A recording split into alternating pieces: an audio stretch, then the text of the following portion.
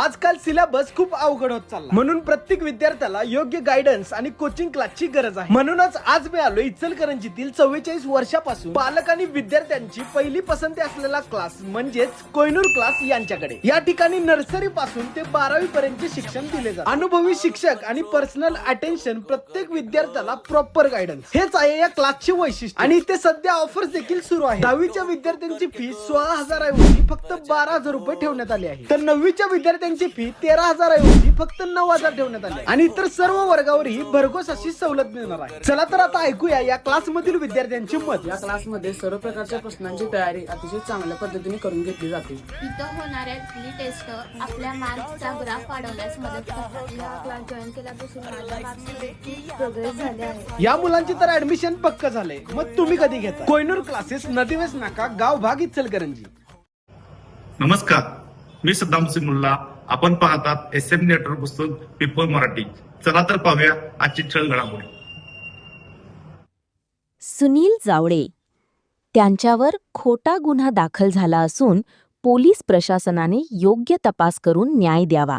सौ लक्ष्मी गारवे. इचलकरंजी भीमशक्ती सामाजिक संघटनेचे कोल्हापूर जिल्हाध्यक्ष सुनील जावळे यांच्यावर खोटा गुन्हा दाखल करण्यात आल्याचा आरोप करत पोलीस प्रशासनाने योग्य व सखोल तपास करून न्याय द्यावा अशी मागणी संघटनेच्या कोल्हापूर जिल्हा महिला उपाध्यक्षा सौ लक्ष्मी गारवे यांनी अप्पर पोलीस अधीक्षक गडहिंग्लज विभाग कॅम्प इचलकरंजी यांच्याकडे निवेदनाद्वारे केली. सुनील जावळे हे गेली 25 वर्षे बहुजन समाजासाठी सामाजिक कार्य करत असून समाजातील बालविवाह, जातपंचायत आणि अघोरी प्रथा बंद करण्यासाठी त्यांनी लढा दिला आहे. 6 वर्षांच्या मुलीचा साखरपुडा झाल्याची तक्रार केल्यानंतर काही पंच व त्यांच्या सहकाऱ्यांनी जावळे कुटुंबावर बहिष्कार टाकल्याचा आरोप करण्यात आला आहे. दरम्यान नातेवाईकांच्या मयत कार्यक्रमात सुनील जावळे व त्यांच्या कुटुंबाला शिवीगाळ करून मारहाण करण्यात आल्याचे निवेदनात नमूद करण्यात आले आहे. त्यानंतर पोलिसांत NC दाखल झाली.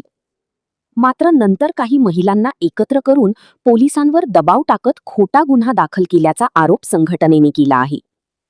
या प्रकरणाची निष्पक्ष चौकशी करून दोषींवर कायदेशीर कारवाई करावी, तसेच बहिष्कार टाकणाऱ्यांवर संबंधित कायद्यान्वये गुन्हा दाखल करावा अशी मागणी करण्यात आली आहे. अन्यथा येत्या 10 दिवसांत जिल्हाधिकारी कार्यालयासमोर लाक्षणिक उपोषण करण्याचा इशारा देण्यात आला आहे. या प्रसंगी सौ लक्ष्मी गारवे, सौ जयश्री गागडे, सौ सपना जावळे, सौ बबिता जावळे, सौ हेमा जावळे, सौ राणी जावळे, सौ दीपमाला कांबळे, सौ सुरेखा रॉय, सौ सारिका लाखी, सौ रेखा सावंत, सौ श्वेता जावळे, सौ वैष्णवी जावळे आदीसह भीमशक्ती सामाजिक संघटनेचे पदाधिकारी व कार्यकर्ते मोठ्या संख्येने उपस्थित होते.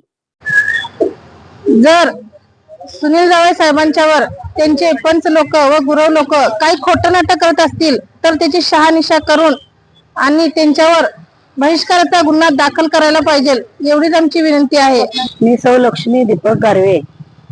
आमचे सुनील जावळे जिल्हा अध्यक्ष यांच्यावर जे अन्याय झालेला आहे, काय वारंवार त्या लोकांनी दबाव टाकलेला आहे.